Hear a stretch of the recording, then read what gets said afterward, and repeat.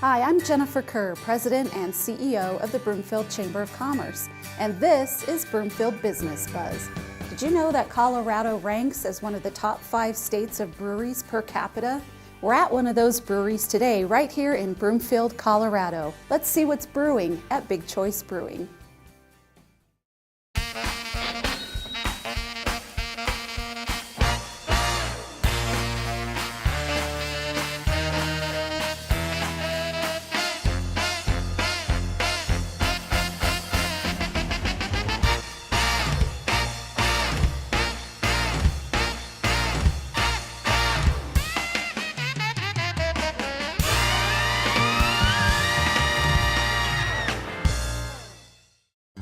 Hi, Nathaniel. Hey, Jennifer. Thanks for having us here at the brewery today. You're welcome. You're one of the newer businesses in Broomfield, so welcome. Thank you. How did you get started in the brewing business? Well, what we wanted to do was create an atmosphere where people from the local community could come and get a good, handcrafted, quality-made beer that was made by people that are from the neighborhood. Where did the name Big Choice come from? We believe that everybody deserves a choice when it comes to beer. Something locally made versus something that might be made from somewhere else in the nation. We started in my garage. I got most of my brewing education from the local library. The first beer that I made was a kit from a homebrew shop right up the street, and it was an IPA, and it was really good. My wife and I thought it was just awesome, so we figured that that was something we could try again and see if we couldn't do even better. Basically, our motto is we brew the beers that we like to drink. For the most part, we like a lot of hoppier beers, but we also like to play in some of the more malty beers, some of the seasonals. We'd also like to start getting into some of the sour beers and barrel-aged type of beers. Of all the breweries in Colorado, what sets Big Choice Brewing apart from all the rest? I think there's a couple of things that set us apart from everybody else. The one, most importantly, is we are local in Broomfield. Plus, we also put a lot of love and care in our beer from a local standpoint. So how do you know a beer is just right when it comes to taste? We want to make sure that there's no off flavors from any of the processes that we do. But basically, when it gets to the point when we're in the tasting process where we really enjoy it, that's when we want to start serving it. So what do you like about doing business in Broomfield? It's a lot of good community. It's what I remember as being in this area when I was growing up. They're good-hearted.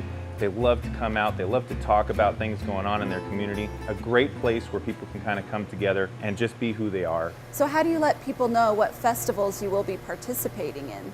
We try and hit all the big social media type stuff like Facebook, Twitter. We're also putting together an e-newsletter that people can sign up for. We have a great review site on Yelp where you can check out a video of some of the things that we're doing around here and see some of the local reviews that people have made. So Nathaniel, why don't you show me the process of making beer from start to finish? Okay. So basically we start over here. This is where all of our grain is stored until we're ready to use it. We do get our grain pre-milled. We take this pre-milled grain in the recipe that we have for our different beers, and we move it over here into the mash tun. The mash tun is a place where it's kind of like making a cup of tea.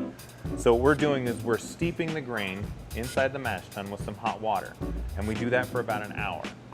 And once that process is done, what we're trying to do with that process is extract the sweet sugar out of the grain, and that's going to be called wort once we've moved it into the boil kettle. Okay, so once our 90-minute boil is complete and our whirlpool has been done and we've gotten all those solids into the center of the kettle here, we pull the wort out of the kettle.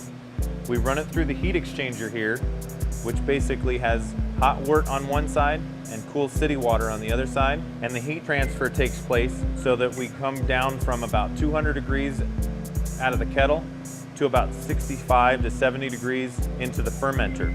So once the wort has been cooled and we move it over here into the fermenter, we're gonna add our yeast, and that's where all the magic happens. A lot of people think that we do a lot of work, but honestly, the yeast do most of the work in the process. We add the yeast to here, and it takes anywhere from 3 to 5 days to ferment down. And during that process, we're changing the wort from wort to beer, because when the yeast ferments this wort, it changes the sugars that are in the wort over to carbon dioxide and alcohol. And we want to chill it down to about 35 degrees. What that helps do is that helps precipitate the yeast and any other solids that are in the beer down to the bottom into the cone. That way, at the time when we transfer this from here into the walk-in, which is where the bright tanks are, we get clear beer out of there. And what this does is this allows the beer to what's called drop bright. And what we want to do is we want to finally get all the loose proteins and yeast particles that are in the beer that normally causes cloudy beer to drop to the very bottom. And once that's done, we purge that off at the very bottom of the tank, and then we start our carbonation, which is basically forced carbonation using CO2 through a diffusion stone, very similar to an aquarium and the stone that allows the oxygen to go in there for fish. So after about 2 to 3 days of being on the stone at a certain pressure and temperature, we basically have carbonated beer ready to go. At that point, we taste the beer and determine whether it needs a couple more days before we should put it on tap, or if it's ready to go to the customer. Nathaniel, thanks for the tour of the brewery. So now are we in the tasting room? We are in the tasting room. And your bar here is beautiful. What can you tell me about this? Well, what's interesting about this bar top is that it's actually recommissioned bowling alley lanes that, rumor has it, came from Celebrity Sports Center, which anybody who's local from around here will remember that vividly. So Nathaniel, I see you have your menu here of all the different beers that you currently have on tap. Can you tell me about the different types that you have? Okay, so what we have here is we have 4, possibly 5 of the year-round beers that we carry. Those are our 10,000 Summer Saison, the number 42 Poblano Stout, the Type 3 IPA, and the Disconnected Red. And we're also possibly considering keeping our Hemlock Double IPA on as a year-round beer as well. Our Disconnected Red is actually getting put on tap at Old Chicago's in Thornton today. So it's a very exciting time for us. Just about 6 months after we open, we've got our beer on tap at one of the local restaurants. That's fantastic. Congratulations. Thank you very much. So I noticed you have columns, ABV and IBU. What does that stand for? Well, the ABV stands for alcohol by volume, and that tells you how much alcohol each beer has. Normally our beers range just a little bit above the standard 5%, like our double IPA, and we're also working on a Belgian quad, which are anywhere from 9.5 to 10.5% alcohol. And then IBU? IBU is also, or is known as the International Bittering Unit. So that basically tells you how much hop concentration is in the beer. We use the hops to bitter the beer, and the lower the number, the lower the bitterness, the higher the number, the higher bitterness. And it's our job to make those beers still taste fantastic, depending on how high the hop level is. Just about every day we do offer free popcorn in the tasting room. We also have chips for sale that people can come in and buy. We also offer root beer for some of the younger patrons that come in. We're family friendly, so we encourage everybody to bring the dog and the kids and everything like that.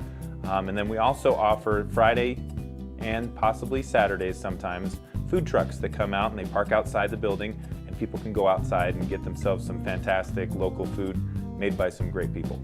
Do you have additional seating? We do. We have additional seating upstairs, so our tasting room is 2-level. We also, in case it gets fairly crowded, we also allow people to go out into the brew house and sit at some picnic tables out there. And depending on how warm it is, we also put an awning outside to let people sit a little bit outside, and that's usually on busier days. So Jennifer, you've been in before. What's your favorite beer? I have to say I really like the Poblano Stout, and it's kind of sweet at the beginning, not real sweet, but has a nice smooth taste, and then just a little bit of that pepper finish. Why don't you come around here and we'll show everybody how to do the perfect pour. Sounds great.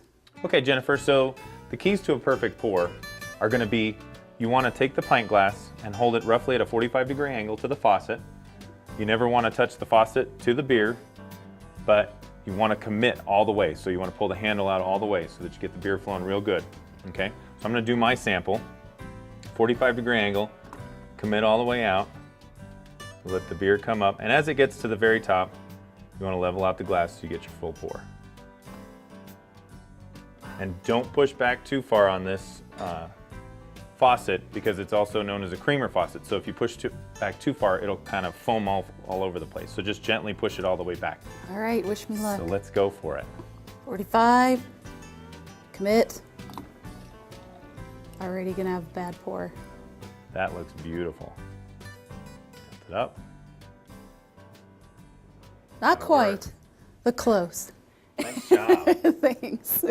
So Nathaniel, how does it feel to have taken something that started as a hobby, grew into a passion, and now you get to come here every day and kind of see the fruits of those labors and see your own business? Well, I think the best part about it is being my own boss definitely gives me the freedom to do what I want, and that ultimately results in the best product, you know, the best tasting beer. Getting up every day and putting in 18 hours a day, sometimes all week, it really doesn't feel that bad when you come in and get the work done and make the beer taste the way you want to.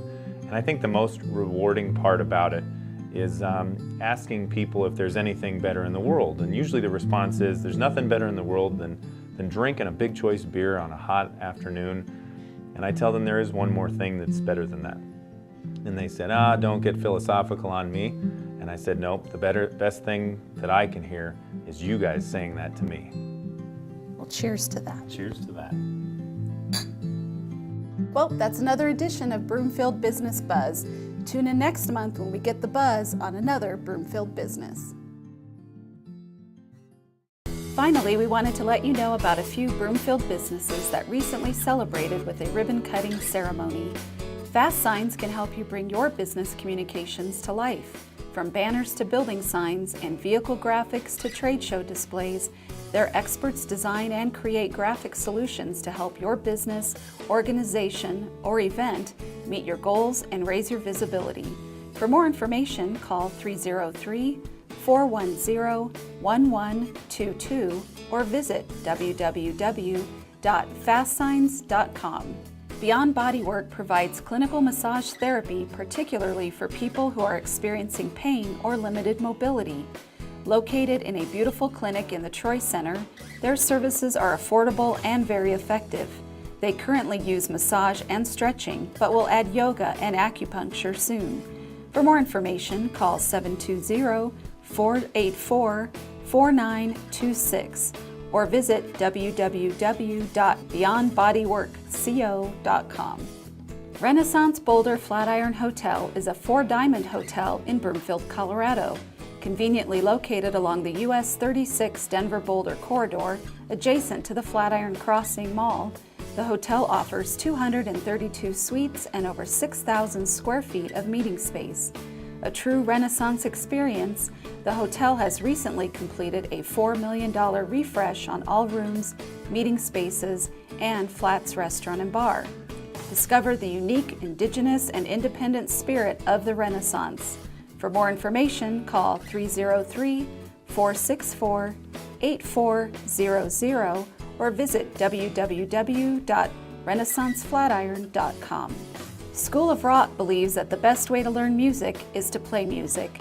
They take students from the lesson room to the stage, developing both their confidence and musicianship, with programs designed for all skill levels.